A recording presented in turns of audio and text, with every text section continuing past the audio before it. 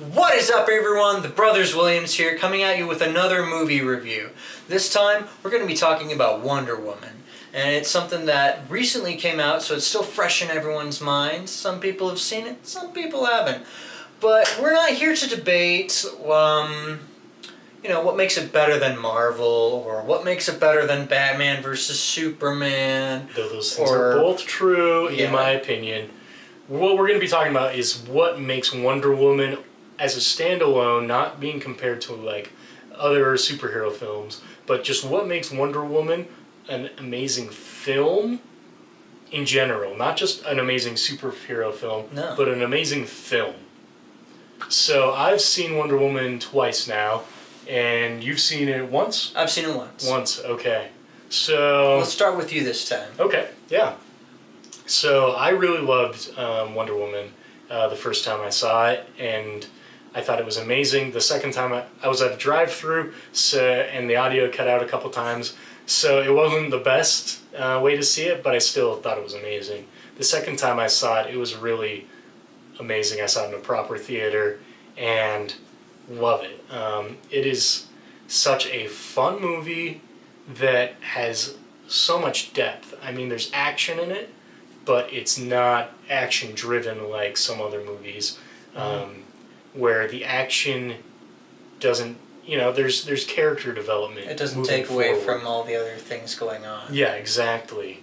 And there's so much character development and character building. And speaking of like the tone of the movie, when it starts out, you've got Wonder Woman, played by Gal Gadot, who is an amazing actress. She put Wonder Woman perfect. So many other people have said this. I just want to echo it. She is Wonder Woman, Yeah. First reshoots, she was 5 months pregnant, and she's been in the Israeli military force. She was Miss Israel. I mean, she is Wonder Woman. Yeah. I mean, she is. But the tone of the film, the colors that are used, something that I think a lot of people don't think about in films, but at least not nowadays. Not consciously. We don't think about like the tone of the images, but there's kind of a progression where Wonder Woman as a child, everything is really light, and even her clothes are very white, very light colored, and the island is just very rich and vibrant, and then lots of light. Yeah, lots of light, and as she meets Chris Pine's character, Steven, thank you. Another Steve. Yeah, Steve. But she meets him, and then they go into the real world, and things start becoming darker, and a lot more gray, dirty tones. Yeah, there's gray, dirty tones, dark tones, and then when you get to the front, even more just like grit, and there's not a lot of bright colors anymore. In fact, Wonder Woman is really the only bright color there. Yeah. And that's kind of reflective of her character, because she is very idealistic. She comes from this kind of idyllic world, and then she goes into the real world, and everything's kind of gray and dark, and not what she thought it would be. Not at all what she thought it would be, but she still maintains this innocent outlook on everything. And when she goes and she's wearing the blue dress, I mean, that's very like innocence, like they always paint the Virgin Mary wearing blue because it's a pure kind of color, and they say so. She's wearing this blue dress that kind of symbolizes this innocence and purity, and then later she's fighting and it's red. Everything is now red, to kind of symbolize that she's lost this innocence as Steve, But yeah, so I mean that one aspect of the film is really, really masterful, that, and she's even wearing a red dress in the, bookends of the film, symbolizing kind of that she's gone from being, this innocence of wearing blue and having just this, bright outlook on everything, and to being a more mature kind of, almost like bloodied, if you were, where she's like, I used to want to save the world, but she doesn't anymore, Not in the same way. Yeah, not in the same way that she had before, in a much more mature way.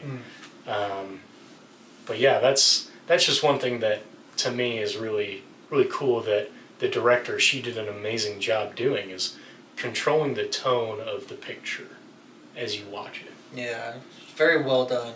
So what were your impressions? What are your thoughts on the film? Well, the first thing for me, just to get that out there, this has been one of the first films in ages that has made me feel that good after seeing it. Like, after seeing it the first time, for me anyway, we talked about it for like an hour at least, about how good it was and all the good things that were in it. Yeah, and we just went on and on. I think the word we used at the time was giddy. Yeah, like, we were very giddy. We hadn't felt that giddy, like that, like, oh man, this is such a cool movie, this is great, I love it, it's just so cool, and and then when they did like that kind of a thing where it's just like... Yeah, we did that. Everything about the film, I mean, we were gushing about it, really. But, so my thoughts, well, as far as, like, obviously, first really good superhero movie they've had in a while. I like the fact that it's the first real female superhero movie. Because they've done things like Catwoman, which was a terrible idea. Because she's not a hero, she's for herself. Yeah, and then Halle Berry, really? Yeah, I mean... Not their best choice. Then they had Suicide Squad, which again, not actual heroes. And then, sure, Black Widow, Scarlett Johansson, but Black Widow is not marketable. Like, not to the point where you're gonna have a movie for her. Yeah, I mean it'd be difficult to do a spin-off movie. It's probably not gonna happen. Yeah. Sorry, guys, but. The things I really loved about the Wonder Woman film, by the way, spoilers if you haven't seen it,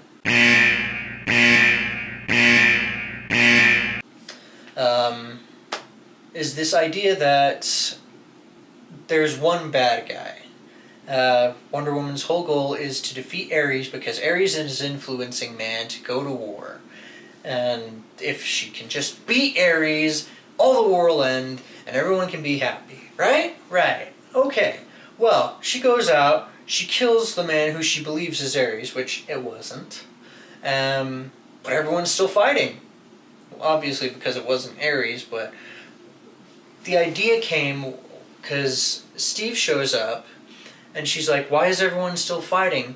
I killed Ares, what's going on? And he has to stop her and be like, maybe it's not Ares, maybe it's not one person. I wish there were one person to blame for everything that's wrong, but it's the idea of it being a human problem, not just one person, not a man problem, not a woman problem, a black or white or whatever. It's a human problem that's causing all this strife, and that's something that has never been talked about in a superhero film, let alone Marvel alone, because there's always been the bad guy who's the one responsible. Yeah. And if they can just beat him, everything goes fine. And it does in those films. Yeah. I mean, even the Batman trilogy, which is really great, there's still like one or two bad guys, like where you beat him and then it's, happy ending.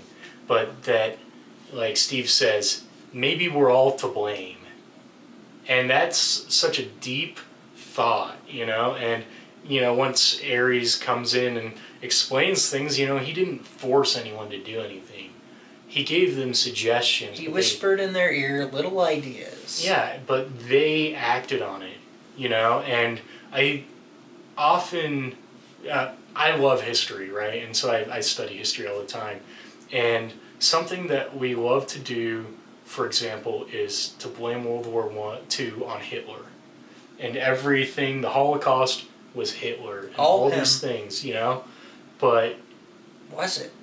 it wasn't, you know. There were so many people who participated, you know, and And it wasn't like Hitler forced them to do it. no, There were and, people who willingly chose to do yeah, these and things. you know, not to say that everyone in Germany did, you know, that's not what I'm trying to say, but that The idea that humanity as a whole. yeah, we want to put all the evil that exists onto like one individual. Because group. we don't want to believe that any of us could be capable of that, except for somebody who is pure evil. So like Stalin, he's pure evil. Hitler, pure evil. Mao Zedong, pure evil. You know, Vlad the Impaler, it was him and him alone. But these people, they've got people underneath them that help them, you know? And that within each of us is the choice to do good or do bad. And that we all have that potential within us that, you know, maybe we all do participate in these wars and these bad things that happen. And it wasn't just an idea that was brought to the audience's attention, no. Ares gave this choice to Wonder Woman, you know? Humanity doesn't deserve your help. You should destroy them. They don't deserve you. They're evil. You've seen it firsthand. Why help them? And she has that choice to destroy humanity, or at least someone right in front of her, or, you know, keep going on with this ideology that humanity is still good somehow. Yeah. And she, you know, makes that choice. Yeah, because like Dr. Poison, she is, of anybody, the most deserving, almost feel like, in that film of dying. And she's presented the worst version of humanity. Mm-hmm. Where he says, kill her, destroy her, she doesn't deserve it. And Wonder Woman, she echoes what Steve says and says, it's not about deserving. It's about what you believe, that that human beings are capable of so much good and so much positivity within the world, that she doesn't destroy this person who, you know, we deserved it. Yeah, we kind of ascribe all the evil to in the film is this Dr. Poison, you know, that they're the image of evil. But she realizes that it's not just her, it's other people, you know. You can't just combine all the evil into one person and deny that anybody else has problems and faults and things like that, you know, that we have good and evil within each of us, striving. And I think that's, yeah, like you said, that's one of the things that is so deep, I feel like, about this Wonder Woman movie, that they take this complex challenge head on and say, and present the question to the audience. Wonder Woman gives her answer, but the audience is left with their own question. Mm-hmm. You know? Are we all to blame for this? You know? What am I doing? You know, Wonder Woman made her choice. What am I doing to either contribute more or help it to stop? You know? So, and I think in this climate that we live in, you know, political climate, you know, terrorist attacks, you know, all, you know, whether it's crazy people who think that all Muslims should be deported who kill people on trains, or crazy, you know, extreme Muslims, which, I mean, they're just really radicals who go out in the name of Islam, but most of Islam rejects them, and they slaughter people, you know? And so it's like, you've got people on both sides right now doing these horrible things, and you can sit back, like Steve says. I tried sitting back and doing nothing, and that didn't work, so I decided to do something, you know? And that was something that several characters in the movie echoed. Like, yeah, you had the group, Wonder Woman's group below him, mm-hmm. With this Scottish guy, an Indian, what was the other dude, like? Spanish or French? Spanish or something. He was an actor, so he did a lot of different things. Yeah. But they all had their reasons for being there. And, like, none of them felt like they were really just kind of there to fill in space, because they all had these deeper backstories that weren't presented right away, that as the movie progressed, you got to know these characters and feel like they're actually important to the story. Yeah. And, like, one thing that I loved is when, you know, she's talking to the actor. I forget the actor character's name, but she's like, our sniper, I thought he was supposed to be some hotshot, you know? Mm-hmm. And he's just like, you know what, sometimes we can't always be who we want to be. And to me that really struck a chord, because, you know, I'd like to say that, you know, I'm always, you know, trying to make the world a better place or something like that, but that's just not true. I'm not always the person I want to be, and, you know, that's a very human thing. I feel like this film is very much about humanity. Yeah. And the human condition, about, you know, we can't always be who we want to be, and maybe we're all part of the problem, but it's not about deserving, you know, this, you know, perfection, but that we try to make the world a better place because of what we believe, and we move forward with that. You know, we can't just do nothing. We might not be the person we always want to be, but we gotta go. Try. We gotta try, you know, which is what the Scottish sniper does, you know? He has horrific PTSD.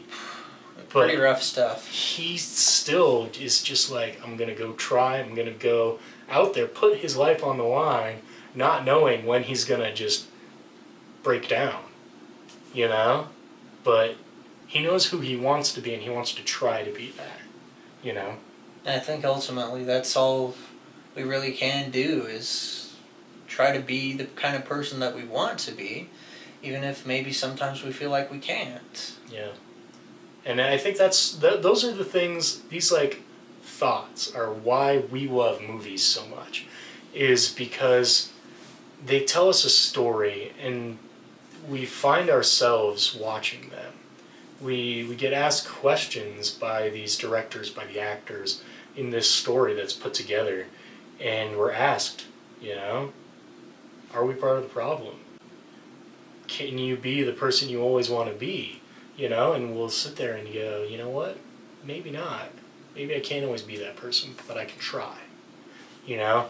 And we learn things about ourselves watching these films, and the way that filmmakers put it together can just be so beautiful in the way that it's executed. And I don't know, to me that's the magic of movies, is no matter what, when a film is about humanity and it connects us all to our common humanity, that is kind of like... That's beautiful. Yeah, that's what makes a film beautiful, and that's what I think Wonder Woman really does, is connect us all to that common humanity of, like, you know, we've all been really idealistic at some point in our lives, and then we've all become, you know, we've lost that innocent view on the world, and I don't know, it's good to see a character get through that, you know, because you can start to see yourself within that character and say, you know what, if this person can do it, maybe I can. Because your brain, it doesn't really, you know, it's been said before, it doesn't interpret the difference between what it sees as being real or not. It just interprets everything as being real. Mm-hmm. So, like, obviously we know movies aren't real. Yeah, but like the your subconscious and doesn't... these ideas that get presented to us are real things that we do deal with, and so it becomes real in its own sense. Like a lot of people talk about how if you watch violence so much, it desensitizes you because your brain doesn't differentiate, right? But that also means that these characters we watch, the growth that we watch, our brain also doesn't differentiate between that, right? And so watching characters grow, watching them overcome these challenges, that's real in our brains. Our brains see that as real. And it can really impact our lives and change our lives when we watch these films and go, oh my gosh, I can do this or I can do that. That's why we love film, TV, books, all of it. These people, their lives, they do these things and we want to do them as fandoms. That's what draws us to them. Yeah. It's not some new idea. It's something that's been going on for centuries. Yeah. These myths and stories of gods and heroes and just doing the impossible. And it's what makes us want to touch the untouchable, break the unbreakable, fight the power, as they say in Gurren Lagann. Another good fandom you should check out. Yeah. Maybe we'll do a video about that another Maybe, time. Yeah. We have waxed a little philosophical, but I think for this one, that's okay, because everyone's going to tell you something different about Wonder Woman. Yeah. They're either freaking out because it's so good, or they're like, okay, guys, let's just dial it back a bit, take a minute to think about this. Yeah, you tell that to people who think The Force Awakens is the best thing since canned cheese, okay? Yeah. Calm down. Yeah. But no. So, If you love what you love it. yeah. And let us know what you think in the comments below. Tell us if, we're right on. Tell us if we're, off base. Because maybe we are. But Maybe we're not. Who knows? Yeah. But let us know. Hit us up with a like, a comment, or subscription.